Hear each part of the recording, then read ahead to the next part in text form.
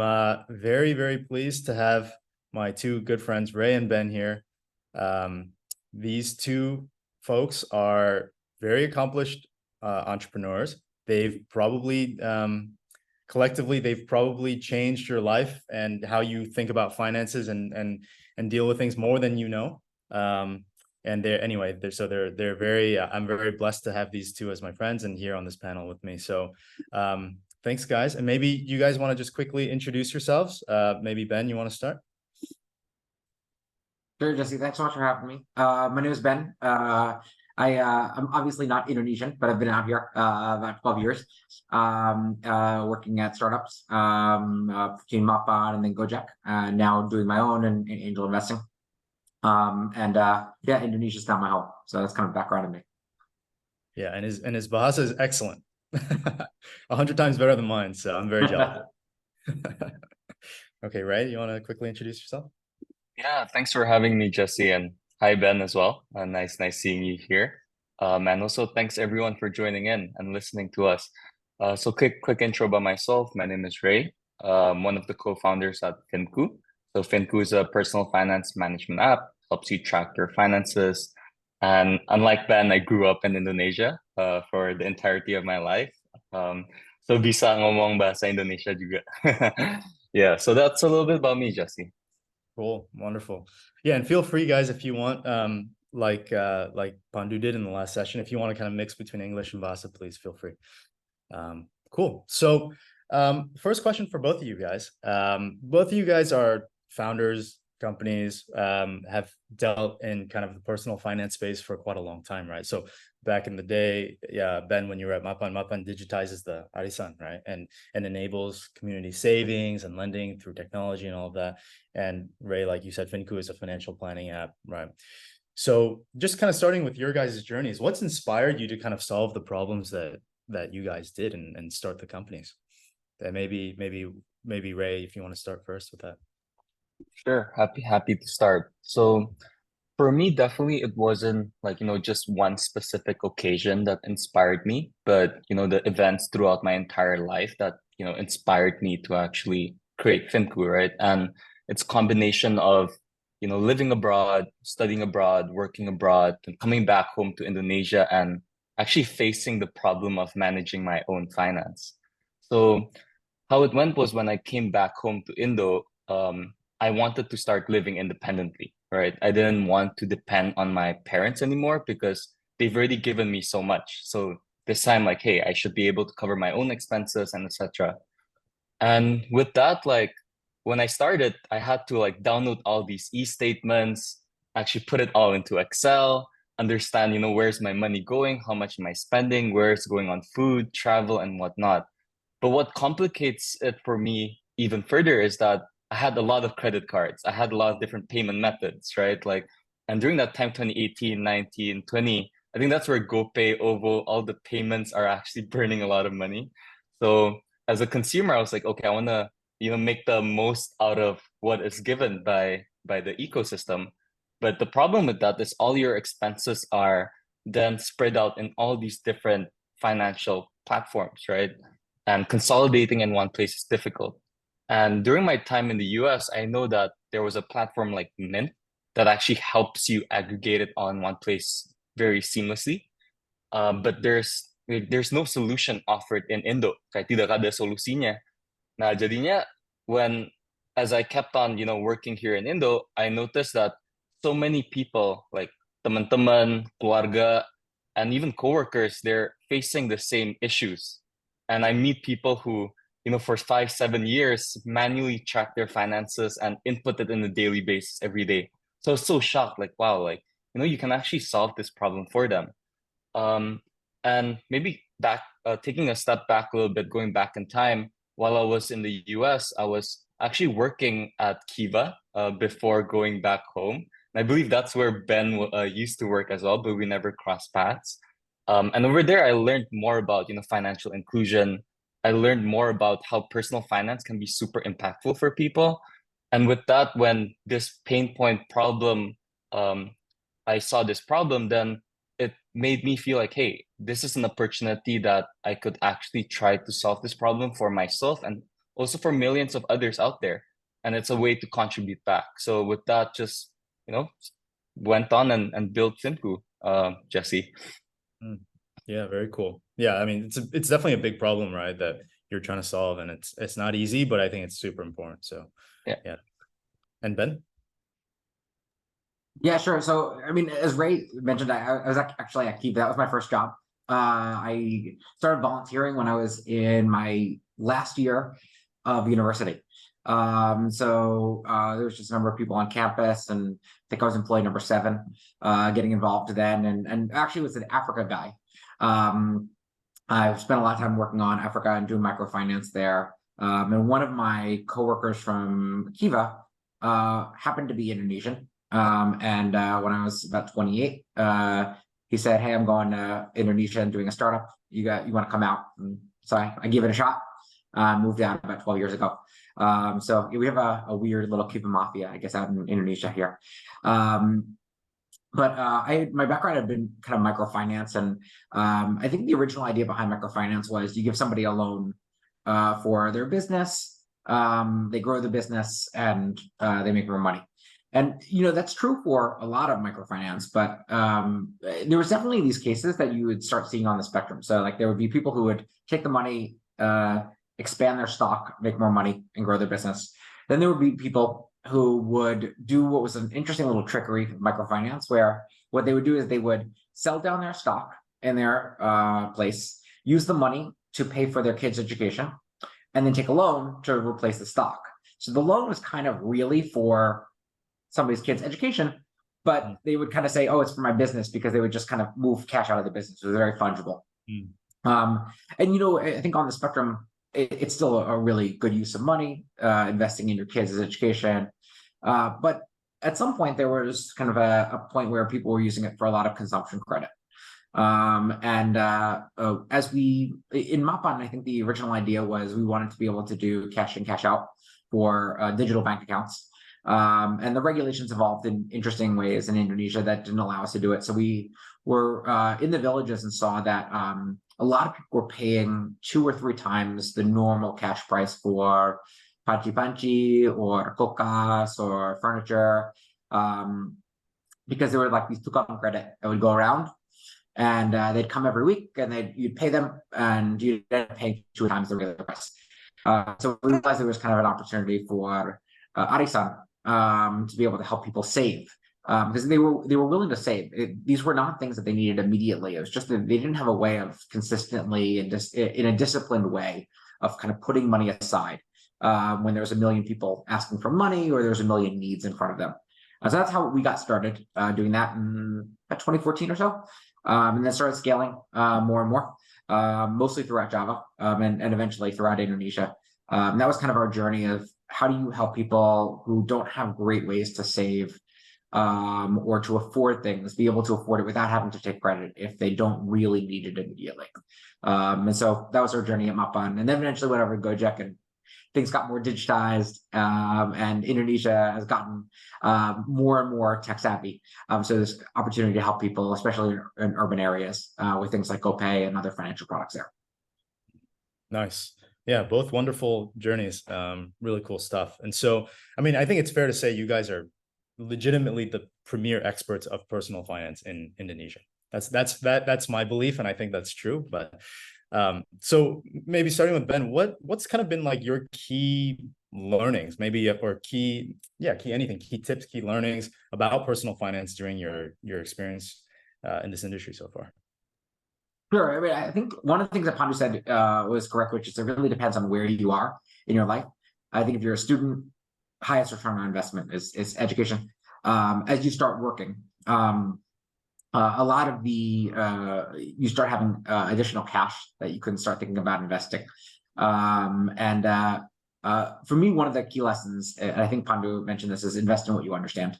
I've been in many conversations with friends at the office where they say everybody's investing in A or B, and I've generally seen those stories end really poorly when everybody kind of piles into it if they don't really understand it, but it seems like the hot thing. It's not like following like an Instagram account because it's your own money. You can lose it. So you should be really careful doing things just because everybody else is. I think the second one that I kind of found is that if it seems too good to be true, it probably is. There are lots of things where people can't really understand the fundamentals of like, why is it actually worth something? And I think that's one where if you can't articulate or if you can't understand why, it's not really a good idea to be putting money into it.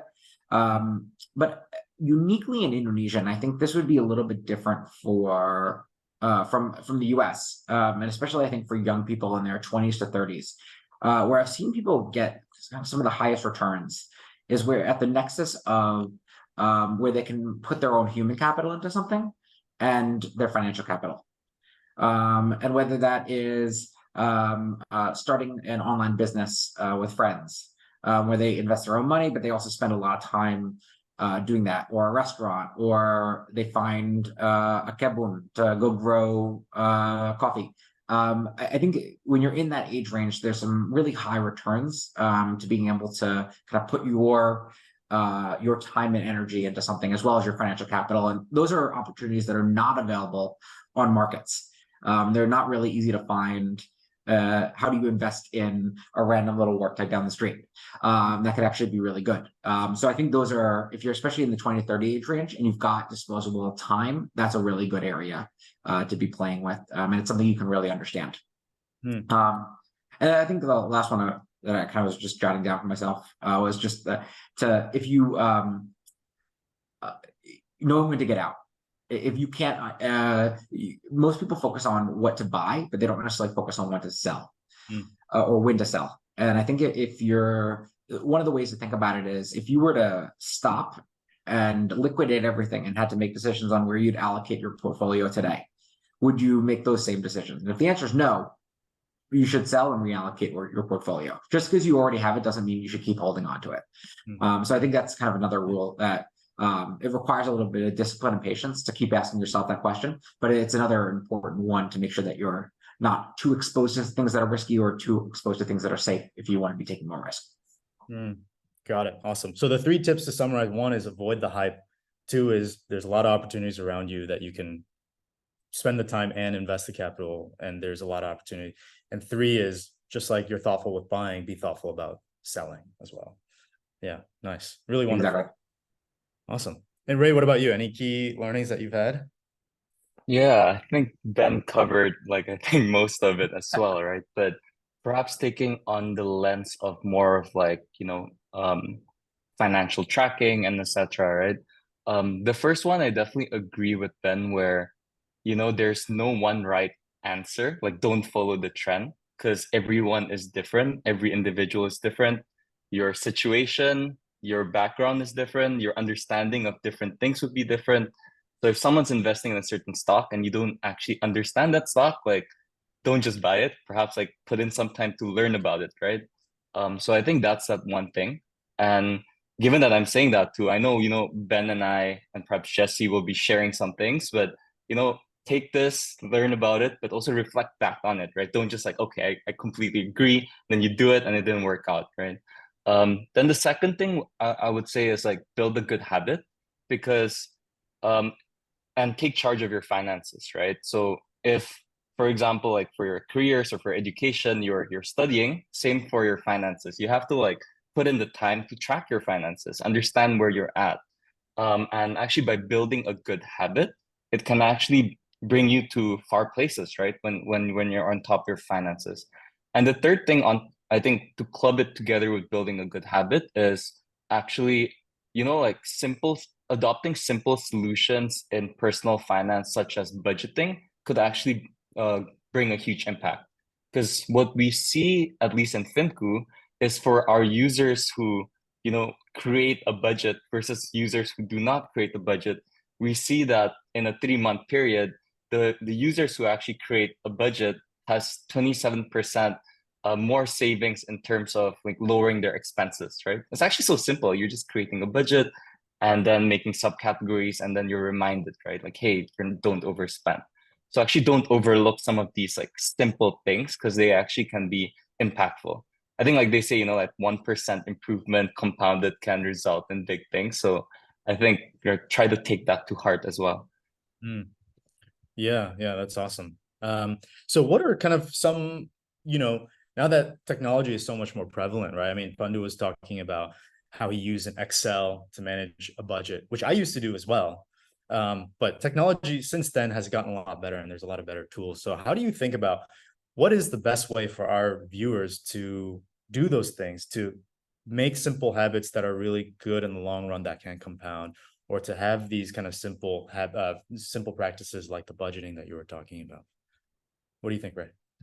Yeah, I think for me, it's all about like creating a system for you that works. So I think I refer to a book that I read called Atomic Habits, and I've been implementing those things in my life as well.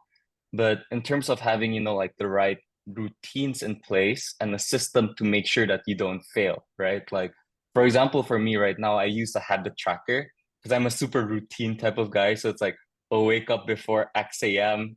I have to play golf twice a week, for example. I have to drink 4 liters of water. I have to sleep before 12 a.m. I need to journal, meditate, and track my expenses. And I use that habit tracker to actually like keep me accountable. Like every day at night, I'll open it. Oh, which one am I not done with? How can I get it done, before I actually sleep? And then, for example, I have like my night routine. So I stack them together, right? That's one of the learning. Like, how do you stack those routines? Then with that as well, then I find accompanying tools to help me, like for like for expenses. For myself, I use the Finco app, of course, right? But for others, of course, you can find tools that works for you. Like if Excel works for you, if Notes works for you, you could also do the same. So I would say like it's less about what tools that you use. It's more about like creating that right system and routines such that you can actually follow through and do it based on how you actually behave and what you want to do and how much time you also want to put into it. Yeah, that makes sense. That's wonderful. And Ben, what about you? Any kind of tools or tech or anything that you just can't live without when it comes to managing your own personal finances? Yeah. So it's really basic, and I guess it's right on the border of tech and more of like just a practice. But I think that I really like especially the digital banking apps that allow you to separate into separate bank accounts. It's now become really easy to open a new account or a new pocket. And I think that's extremely helpful for budgeting because it's hard to see in real time like how much money you have left in each category. And so I found it really helpful to be like, okay, this is my bills budget for the month. I know electricity and water and my internet's going to cost this much. I put it in, it gets auto paid. Then I have like another one that I know is going to be for like everyday use, and I can just see where I am in the month. I track that, and there's like savings. And I found that to be kind of a really helpful tool. You can still see it all in an app, which is great, but you can kind of know that that limit's there, that blocks you from doing it, or you can reallocate carefully as you need to. Where I think I've personally tried to do like a very detailed budget. My background was like a CFO, so of course I'd want like a really like itemized line. And I found on a personal level, it's very, very hard for me to work with that because I will always exceed a little bit in one category and go under another category. And so I found that like really defining what is the level of freedom that you feel like you need, and like what is that level that you want to budget at. So maybe it's not like this is my electricity bill budget. Maybe it's like here's all my bills, and that's just 20% of my take home pay. Or this is my like makan sehari-hari, and this is like I need 30% of my budget. And then within that, some days I might spend a lot, and some days I might spend a little, and I can kind of feel like I have a little bit of freedom, but still within bounds that allows me to accomplish my financial goals. So some people really want like a very detailed way that controls them, and some people need a little bit more freedom, and figuring out what's right for you is helpful. And you can use tools to generally help provide feedback on a daily basis around that. Yep. Cool. Yeah, definitely. And Ben, you were I mean, you were instrumental in terms of the success of GoPay. And of course, GoPay is one of these companies or tools that have really changed a lot of people's lives with incredibly big reach, but also, I mean, the usage of it is very prevalent.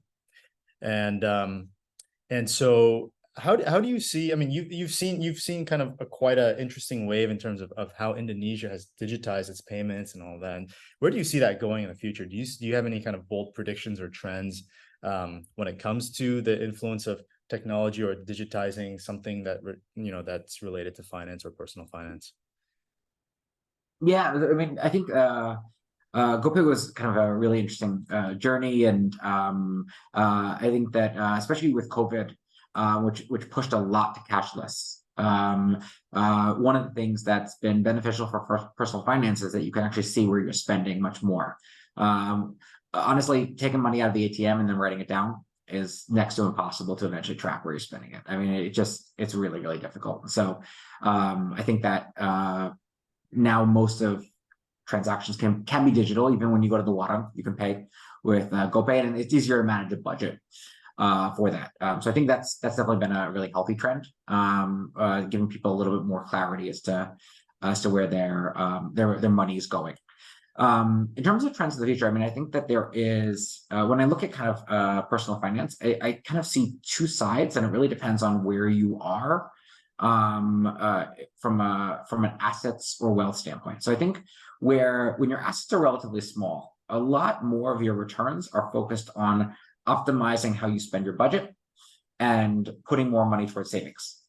And so the returns on what you invest in probably matter a little bit less than making sure you're controlling your spending so you can put more and kind of grow that corpus that will grow. As your assets get bigger, probably into your 30s and 40s, where you put that money becomes more and more important as it grows, because that becomes a greater return. And so I think when you're younger, optimizing on your personal financing, getting just some of that money into savings, whether that's a 5% or 10%, is going to matter a lot less than just making sure you're actually allocating the money there. And so I think where technology can play a role is automating a lot of the things that are really difficult to do yourself. And by difficult, I don't mean like they require signing papers, but they're just like require reminders. And so some of the stuff that I think tech can do is automatically moving money into the right accounts that you want to use for different budgets, automatically investing and things that you want to allocate your investments to. In the US, for example, it's very common to have a 401k, which is like a retirement one where you pull money out of your salary and it just gets invested for you. You don't have to remember it. And I think especially when you're young, a lot of the benefit can be there. We're just starting to see the infrastructure for automating repeated debits out of accounts become bigger in Indonesia. It became really big in India. It's very common in the US. I think Indonesia is just starting to get there. And I think over the next 5 years, we'll be able to start setting up rules that allow people to code in their investing and their savings rules so that they don't have to use their willpower every day. And that can just get automated for them, and they can kind of put themselves on a plan in that way. So that's one of the bigger trends I expect over the next 5-10 years. Yeah. I think like you're saying, like, you have revolutionary technologies like GoPay, but there's a lot of value in also like what Ray was saying, like it's hard to create habits. It's hard to be disciplined about doing hard things. And a lot of the times people are very close to creating that habit, or they're close to where they need to be, but they just need that help on that last bit. And if technology can help there, even though it's not this revolutionary thing, it's actually tremendously valuable, especially in personal finance and fintech. And so I think I totally agree with what you're saying, that what seem incremental changes are really what's going to drive technology to become more useful for us on a daily basis, right? Yeah, that makes sense. And I think we've been talking a lot about, budgeting. We've been talking about how do we get, save just a little bit to make smarter decisions, 1%, 1%. For Ray, do you have any particular, specific tips that you would give or specific advice for people who are looking to kind of create that comprehensive financial plan, to even know where to start in terms of what they should be targeting? Yeah, so I would say like the best place to start is to consult the, CFP, Certified Financial Planner, because usually they are, experts in the field. They really understand how to help you reach your goal and to set up those like processes and specific next steps, right, for you to reach your goal. But perhaps like I've I've gone through, I've done sessions with CFPs before as well, and perhaps sharing some of the things that Dave told me to do and I thought was helpful were essentially there's like three key steps that you need to do when you're creating comprehensive financial plan.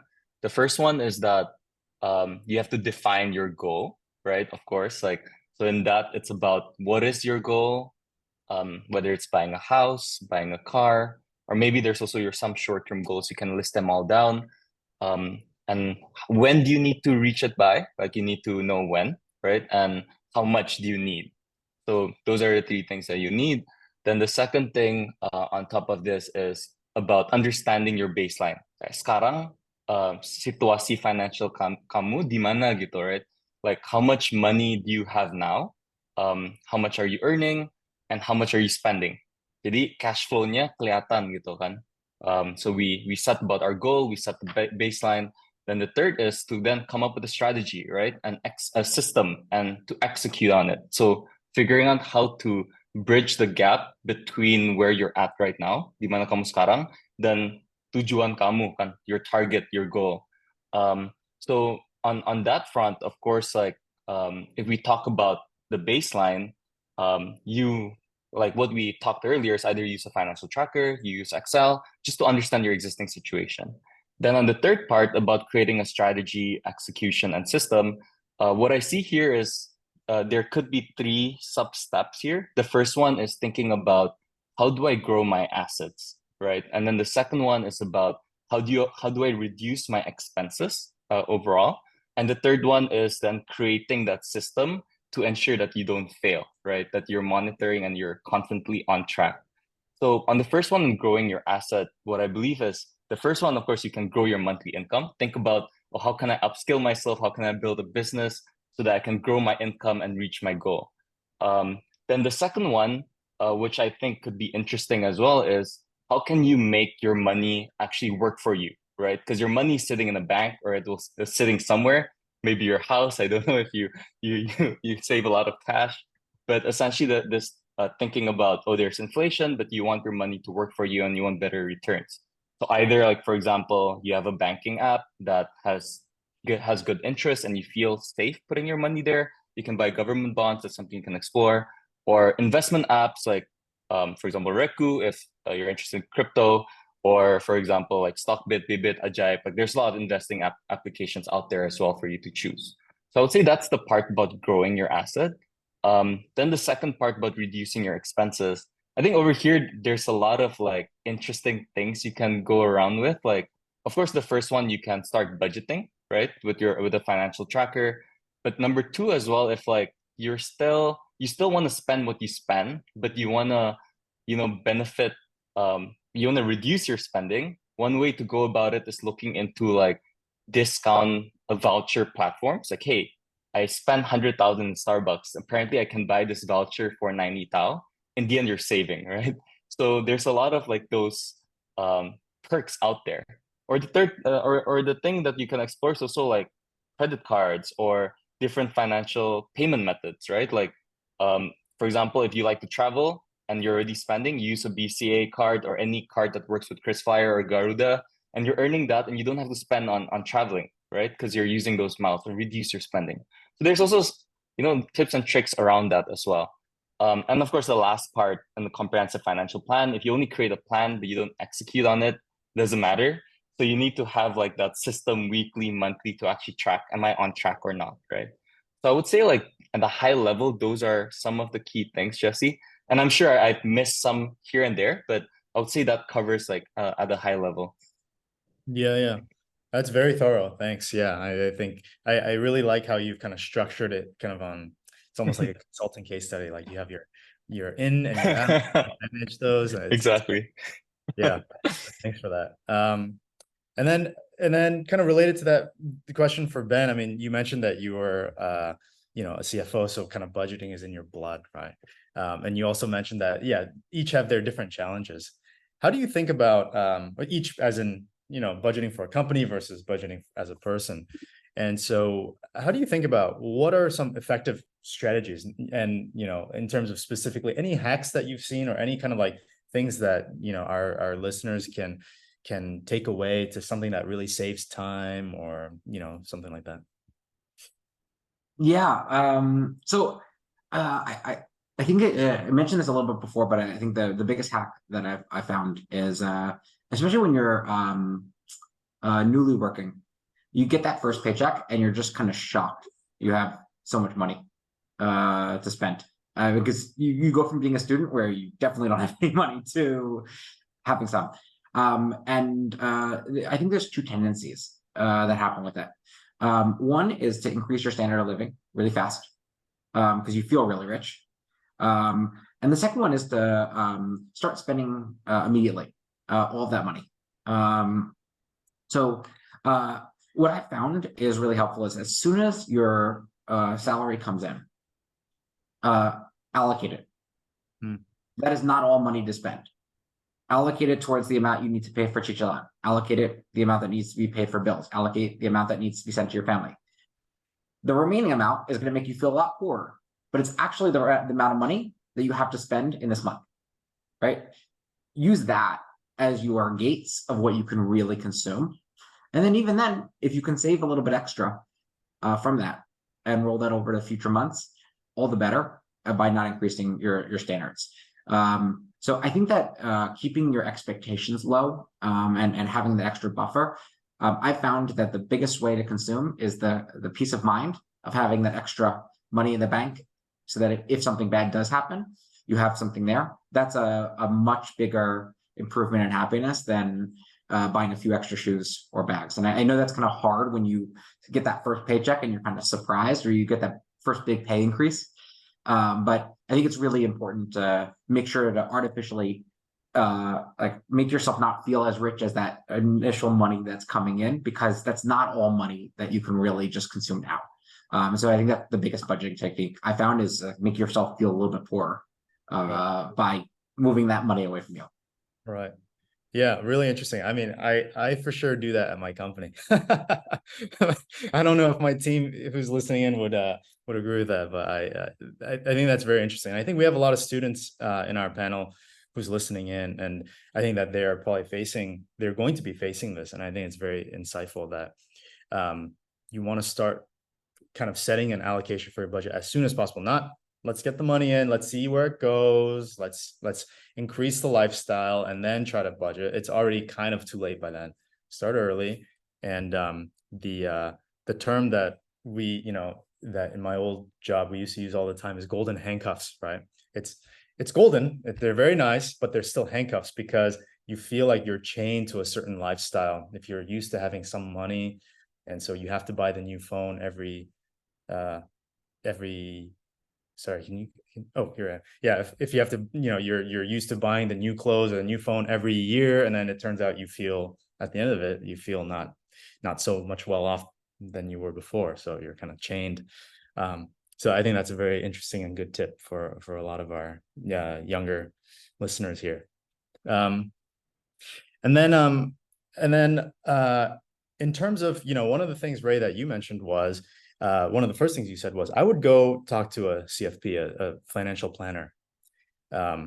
So how do you think about what would a financial planner do? So in a case where I don't have access to a financial planner, what are some of the habits that they would, or strategies that they would give you directly?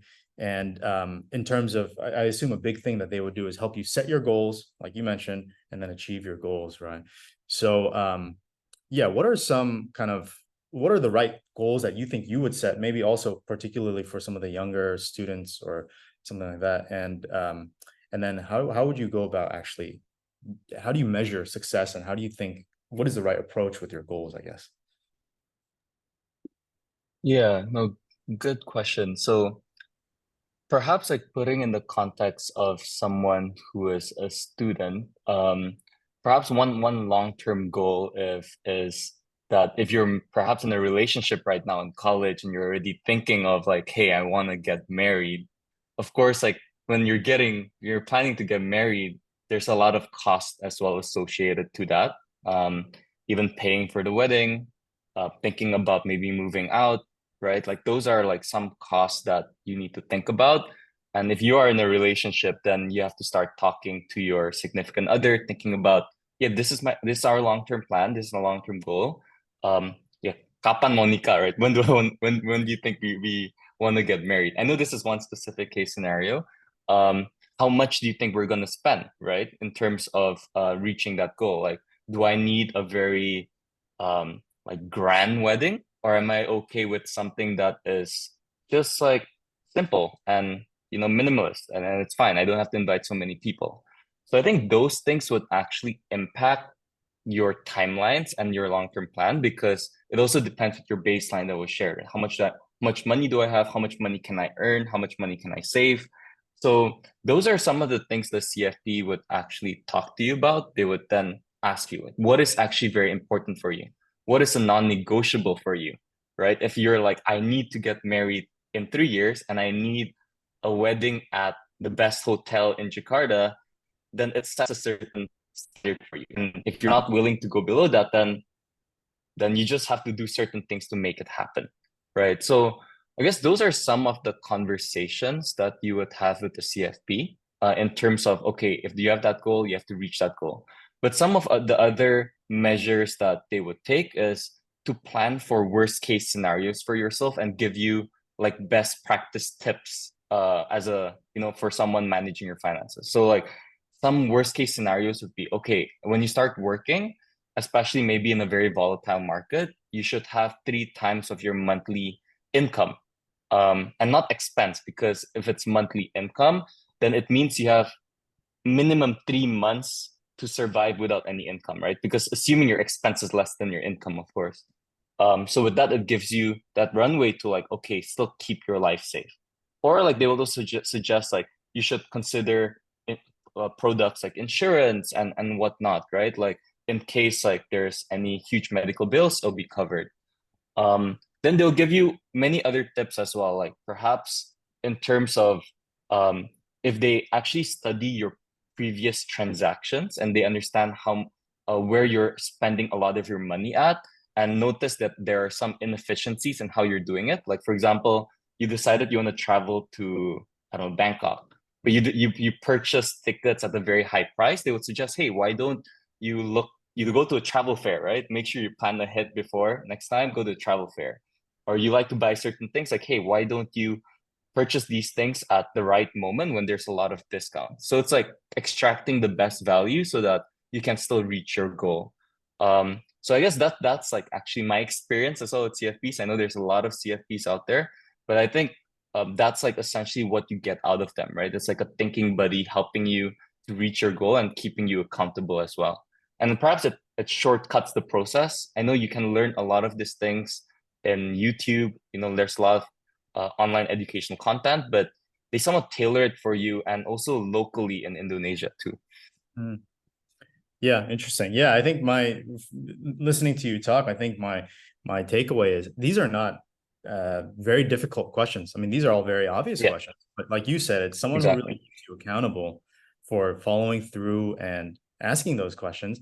And I think the good news in some ways is all of us can do that ourselves, because we know what the questions are to ask ourselves, but it's just a matter of, like you said, building that habit and getting ourselves accountable and constantly kind of reflecting on our own kind of personal finance journey.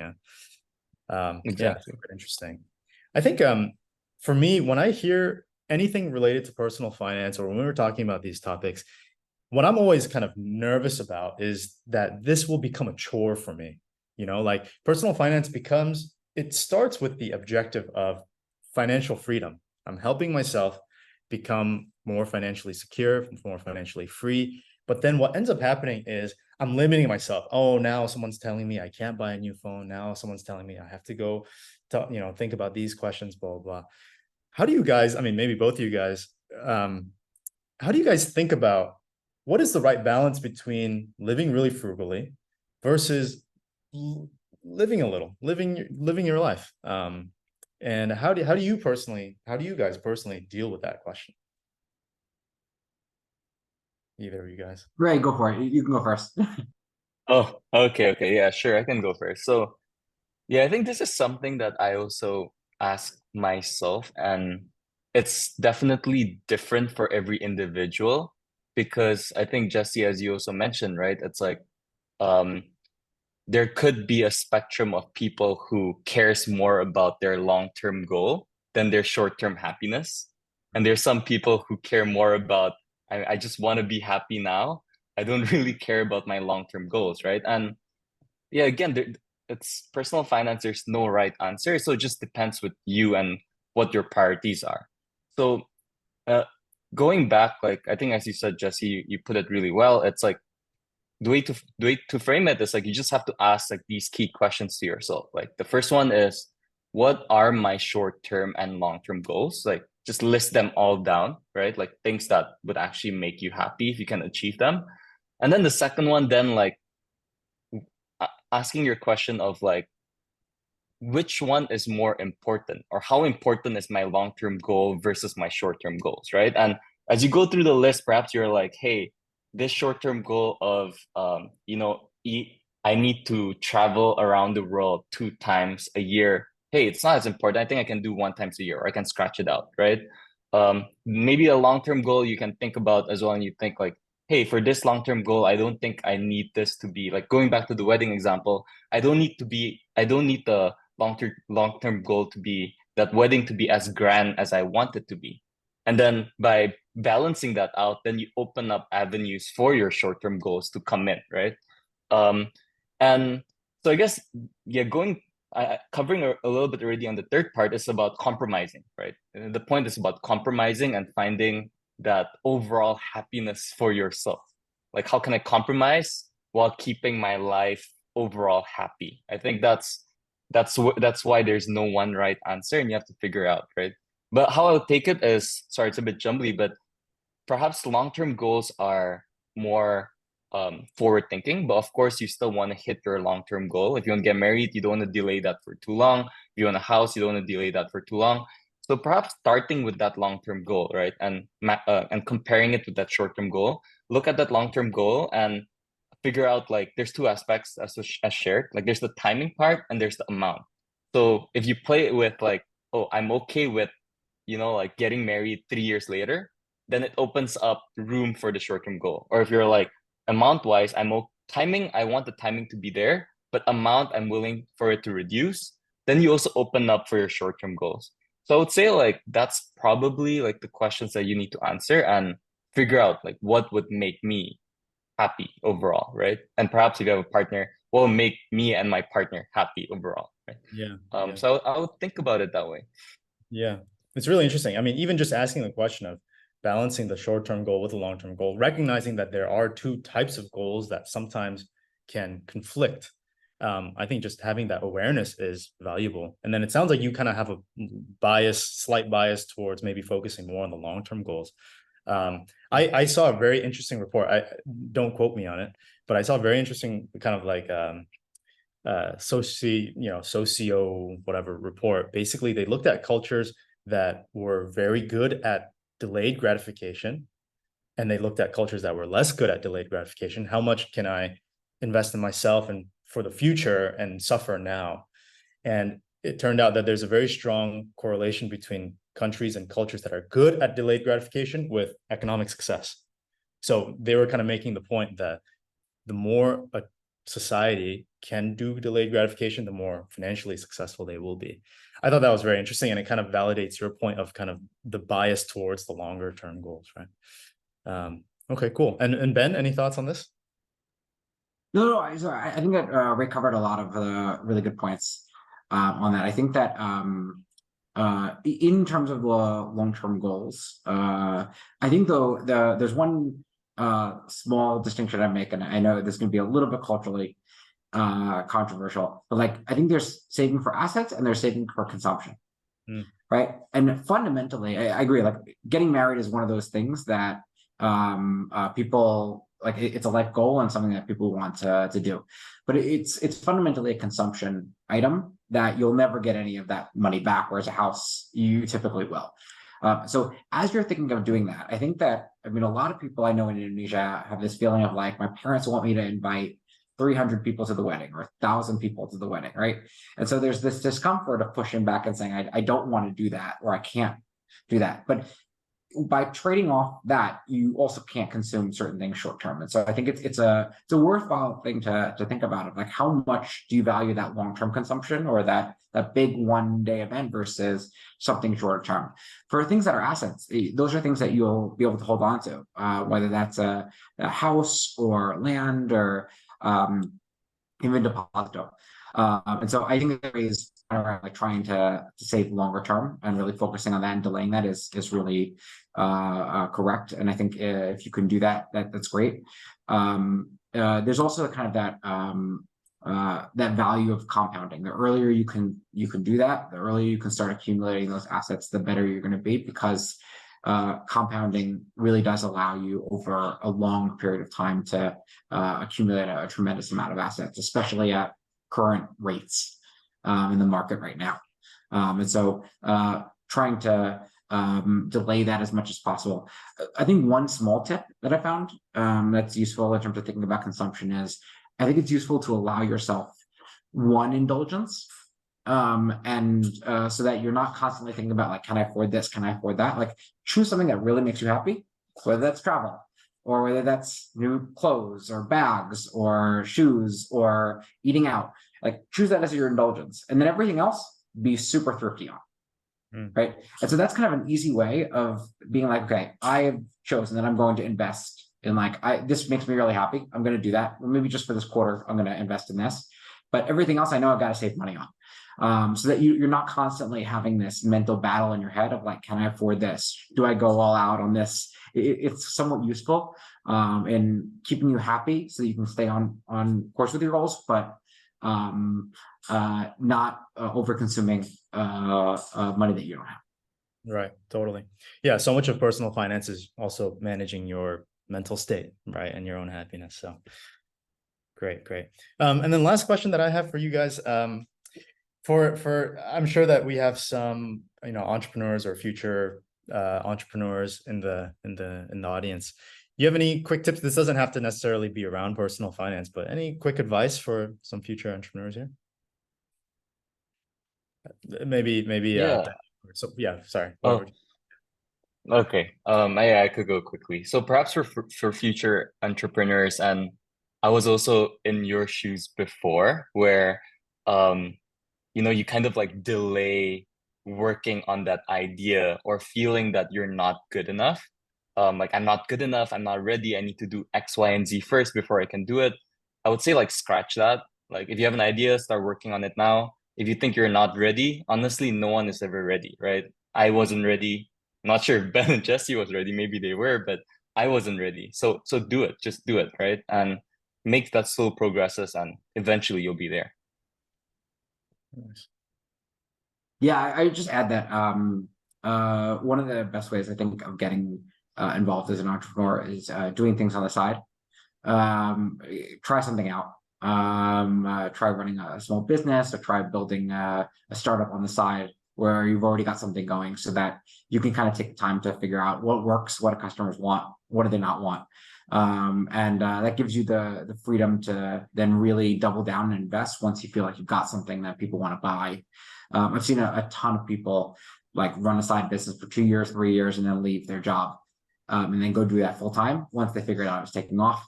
I think that's a great way of becoming an entrepreneur, as opposed to kind of forcing yourself to say, I've got 3 months, I got to figure out something. Sometimes it takes a little bit longer to do that. So doing something on the side and trying to do that hustle is always a good way of figuring out what if people want to buy, and is it something worthwhile to do.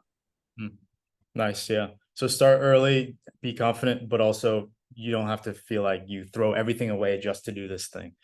Yeah, I think that makes perfect sense between the two of you guys. Cool. Well, maybe I think we have just 2 minutes left. So we'll try to squeeze in 2 questions from the Q&A. Let's see. First one. Here's a question that's quite interesting. I would like to ask for a tip on how to manage my financial stability when planning to switch to a job with a much lower income. How do you guys think about adjusting to a lower income world? Whoever you guys want. Yeah, Ray, do you want to share? Okay. Sure. I could go first. I think it goes back as well to the topic about like perhaps when you're moving to this new lower income role.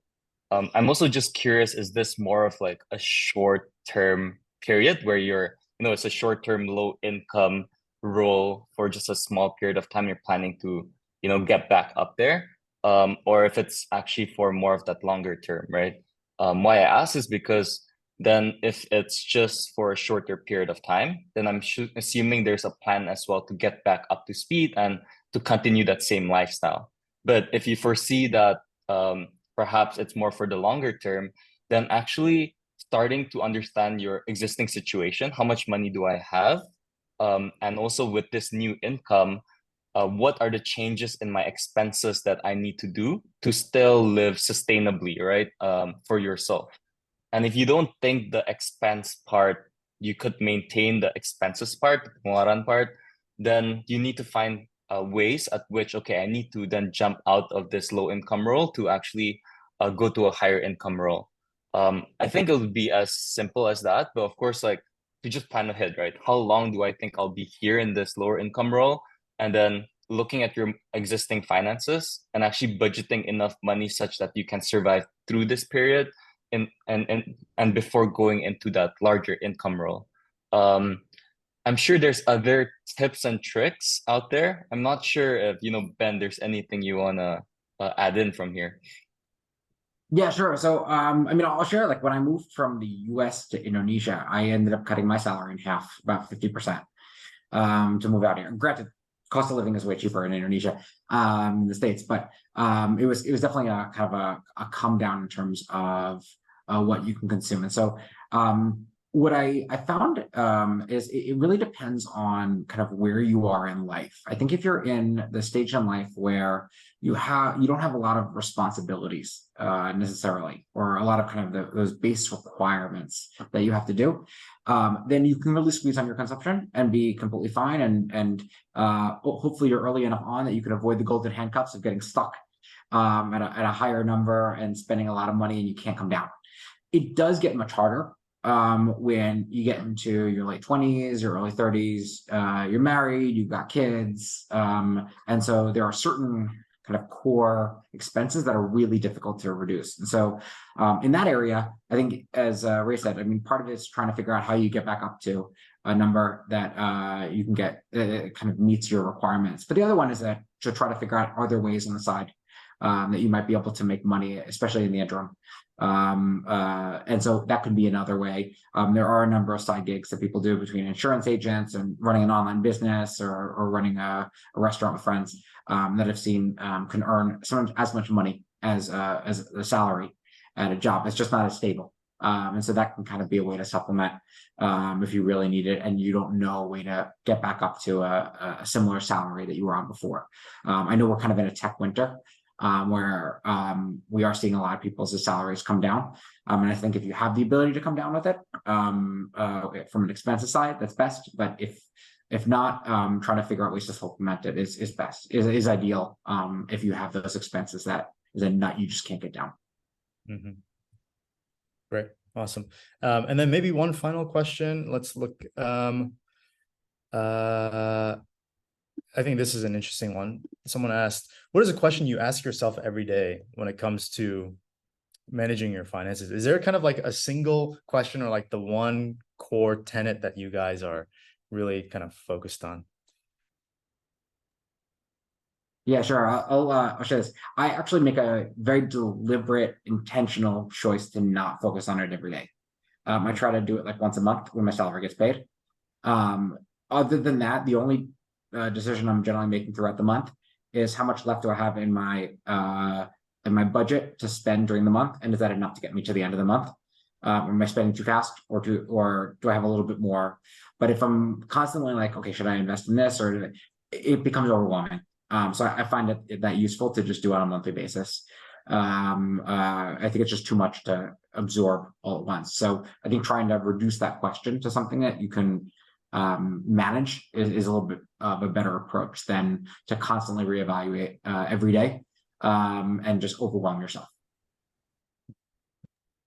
Yeah, perhaps jumping in there, and definitely agree with Ben. And that's why personal finance, there's no like one right solution for all. there's people who are like, okay, this is too overwhelming for me. I prefer weekly, bi-weekly, or monthly. And there's some people that I also know who does it in a daily basis, who has a daily budget. Oh, did I exceed my daily budget? There's some people who as well look into, okay, what are my transactions today? And am I happy with the transactions that I made, right? And reflecting it in a daily basis. So I think in the end, like the key question is like, right, like overall, whether you do it daily, weekly, bi-weekly, monthly, similar to what Ben said, is like, are you like on track with your finances, and are you happy with what you're currently doing, and whether there's any changes that you need to make moving forward, right? So like, I think it's okay if you like, make mistakes or fail in certain parts of your personal finance, but just not repeating that same mistakes, right? And coming up with like a next step, like, well, I'm spending too much on coffee this month. Like maybe let me buy a coffee machine. It's a better long-term investment, right? So I think it's like gradual improvements as well. Whether you want to do it daily, weekly, bi-weekly, monthly. Yeah, awesome. Yeah, gradual improvements and kind of being self-reflective about your own habits, right? Yeah, that's awesome. Okay, well, yeah, I think we went a little bit over time, but thank you both so much for being here. Yeah, I think we've all learned a lot. I certainly have, and I hope our viewers have as well. So thank you guys so much. Thanks for having us, Jesse. Yeah, Thanks. thanks, Jesse. Thanks. Yeah, see Thank you you guys. guys. Yes.